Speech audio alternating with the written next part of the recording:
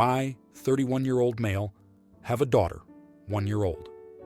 I'm a single dad, so I hired a live-in nanny named Emma, 27 years old, to help take care of my daughter when I'm at work.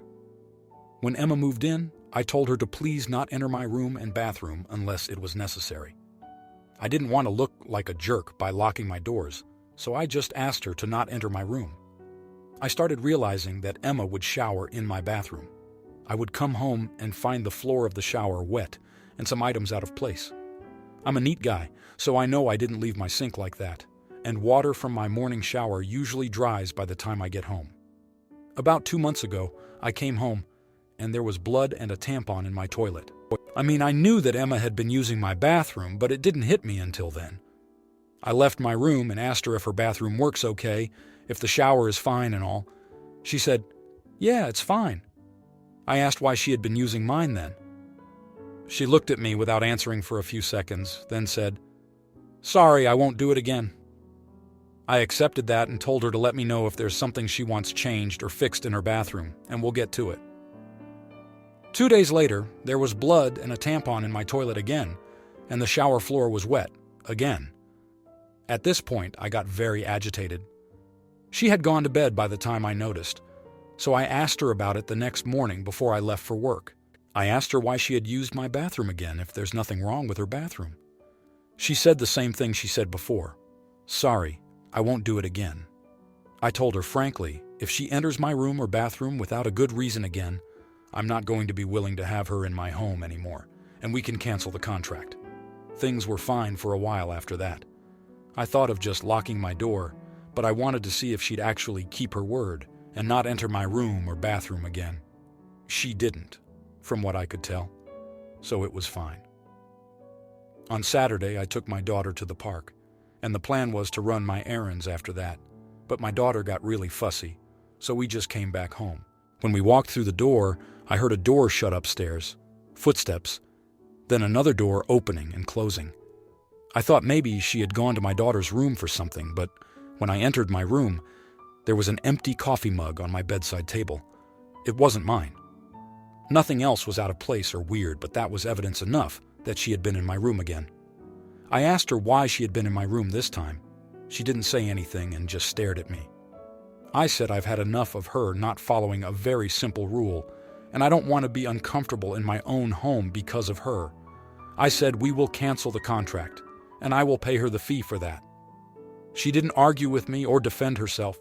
I told my 2 friends what happened because I asked them to help me find a new nanny. They laughed and asked if I'm seriously firing her over something like that.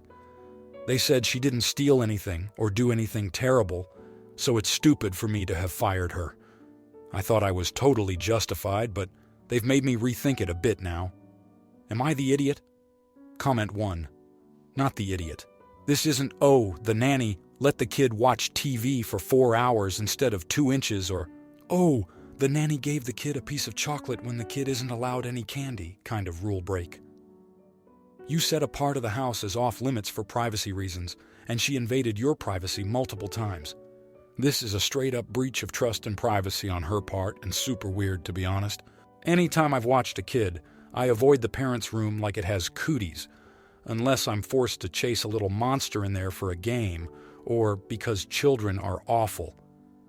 There's no reason she should be using your personal shower or be in your bed. Comment 2. Not the idiot at all. When somebody you entrust with a young child refuses to obey house rules and repeatedly and intentionally crosses boundaries about something as simple as bathroom use, you have to wonder what else they are doing that is in defiance of norms and rules. The simple fact of the matter is that you cannot and should not trust somebody who has proven to be untrustworthy with the care of your child.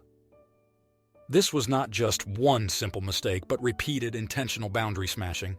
So, yeah, she's gotta go. Your friends are really weird for not getting that. I take it they don't have young kids. Comment 3. I don't know where you live, but it might be a good idea to phrase this differently to avoid giving people the impression that you fired her on questionable grounds. It's this simple. You don't trust the nanny because she has demonstrated that she doesn't stick to her promises. You can't allow someone you don't trust to look after your child. Not the idiot. Now, for the next story. My 37-year-old female partner and I, 35-year-old male, are at an impasse. I work a full-time job in a physically demanding environment, and my partner has been unemployed for about 2 years now. Lately, he's been waking up very late in the day and going to bed around 4 a.m. after playing video games from around 12. Because I've been working night shifts this month, I haven't been able to run certain errands during the day since I'm asleep. I got upset yesterday when my partner was still asleep when I woke up for work around 6 p.m. We had a major argument, and he claimed that playing video games is his way of decompressing. I asked him what he was decompressing from, and he couldn't give me an answer. I told him that I'm exhausted from work, and it would be nice if he could clean up a bit while I slept, considering we live together and he doesn't currently work. He got defensive and told me that I also live here and should be cleaning up more. I fired back, saying that I'm paying the rent and all the bills to keep a roof over our heads, and the least he could do is empty the overflowing bins that have his energy drink cans. He told me that he needs the energy drinks and that I have no idea how tired he gets. We argued for a while, and then I told him that I want him to wake up and get out of bed before 12 every day and take care of his own messes. He became quiet, called me condescending, and went into the bedroom to turn on his Xbox. I followed him and asked him how I was being condescending, but he ignored me. I'm sitting in the living room as I type this, and honestly, I'm just so tired and want him to do something besides drawing and playing video games all day. Am I the idiot? And now, here are the comments. Comment 1. Not the idiot. If his fatigue is genuinely this bad, he needs to see a doctor. It might be related to a medical issue. I personally would make this a hard boundary considering he has been living like this for 2 years. You're not his mother, you are his partner. You shouldn't have to treat him like a child in your shared home. Maybe he suffers from depression, low iron, etc. It could be the cause of his problems, but it can also result from staying completely inactive for 2 years. The more you sleep, the more tired you get. Playing video games late at night is not going to fix his sleep issues and definitely won't benefit him if the issue is medical or mental health related. Edit. Thanks for the award, kind stranger. Comment 2. Not the idiot. My parents taught me, if you can't have the job you want, take the job you can get. It has served me well to be productive and provide for my family. He needs to grow up quickly, or you should end it. He needs to contribute to the family/relationship. I love video games, but I only play them after drinking 2 cups of coffee in the morning. Then it's either go to work or clean, fix the house. No more games until after being productive for most of the day. And don't neglect the wife either. He will feel better and be less tired if he detoxes from the energy drinks. Then go to the gym. It will make sleeping easier and boost self-esteem. Then get a job. It will also boost self-esteem. Comment 3. He is depressed and/or addicted to video games. Give him 30 days to get medical help and look for a job.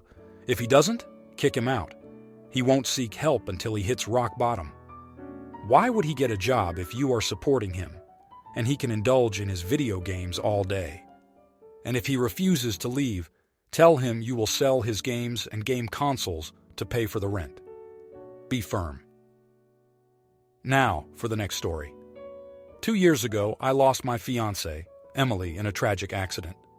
Her birthday has since become a somber day of reflection for me, a day to honor her memory. My family knows how painful that date is for me, especially my sister Lucy. Lucy and I have been close all our lives, but we've had our differences. Recently, she announced her wedding date, and to my shock, it was on Emily's birthday. When I confronted her, she claimed it was the only available date. But something in her tone made me doubt her sincerity. I tried to talk to her, explain how painful it would be for me, but she dismissed my feelings, saying I should move on, and that her wedding was more important than my lingering grief. Her words cut deep, and our relationship started to fracture. Our parents sided with Lucy, arguing that I was being selfish and that family should come first. I felt trapped, angry, and betrayed. After many sleepless nights, I decided not to attend the wedding, Instead, I spent the day at Emily's graveside feeling a mixture of relief and guilt. The fallout has been immense. My family is furious, branding me as selfish and immature. Friends are divided, and I'm left questioning my decision. I love my sister, but I feel she crossed a line, disregarding my feelings and our shared history. I'm at a loss, feeling like I've torn my family apart. Am I the idiot for choosing my late fiancé's memory over my sister's wedding? Or did I overreact? Now, here are the comments. Comment 1. Not the idiot. Your sister had the right to pick any day she wanted for her wedding, just as you had the right not to attend because she picked a day that is hard for you. I almost wonder if she thought she was going to be helping by giving you a new good memory for that day instead. If that was her intention, it backfired spectacularly. You will always associate her wedding day with your fiancé's birthday. I'm sure at some point your sister will have regrets about this choice too, because her anniversary will always remind her that you missed her wedding. Comment 2. Not the idiot. Your feelings are valid, and it's understandable that Emily's birthday would be a painful day for you. While planning a wedding can be complex, it's disappointing that your sister didn't seem to consider your feelings. You made a tough decision, and it's clear you didn't do so lightly. It might be worth talking to your family to try to mend the relationship, but ultimately, you have to do what feels right for you. Comment 3. Not the idiot. If blood family comes first, then your sister should respect that her brother's feelings come before her desire for a particular wedding day. If married family comes first, then your sister should respect that her brother's feelings for his passed-away wife come before her desire for a particular wedding day. Either way, you're not the idiot. Now, for the next story. I'm currently planning on a wedding. My fiancé's family is from Jamaica. She still has family there, so we will be getting married there. It's going to be at an all-inclusive resort that I am excited for and aware not everyone can afford. We've invited about 40 people from our country, most of whom have already RSVP'd yes. My little brother, whom I'll call Jake, makes decent money but is very frugal. He thinks it's ridiculous that we're getting married there when both of us are from here. I admit it's about half because of her family and half because it just sounds really fun. I know not everyone will be able to afford it, and I'm totally cool if people can't make the trip or don't want to spend on it. I want a small wedding anyway. Jake told me yesterday that he's not going because he doesn't want to pay for the flight, hotel, and all that. I understood and just said, okay. He then asked, so that's it. You don't care if your only brother won't go. You still won't just have a wedding where you guys are from. And I was just like, yeah, that's fine. I'll send pics. To me, that was that. But now his wife, my sister-in-law, Sil, is on my case about it, saying I should have tried to convince him or helped pay for it. I technically could afford to, but it's just not a huge priority to have as many people there as possible. To answer a common question, my fiancée is from the U.S., and about 80% of her family lives in the States. One of her grandmas still lives in Jamaica, and she has some other extended family there too. We're not going because it's closer to more family. We just love Jamaica. She loves her heritage, and we try to go a few times a year because we love the place. It's the ideal place to get married for us. Now, here are the comments. Comment 1. Not the idiot. You invited. He doesn't want to spend the money. It's not your obligation to pay for his trip. You're not upset he won't come. You have done nothing wrong. You were very nice in how you handled it. He does not get to pressure you into having a wedding where he wants. It's not his day. And honestly, the wedding will go on with him or without him. Comment 2. Not the idiot. It's your brother's choice to attend your wedding or not. No one is forcing him either way.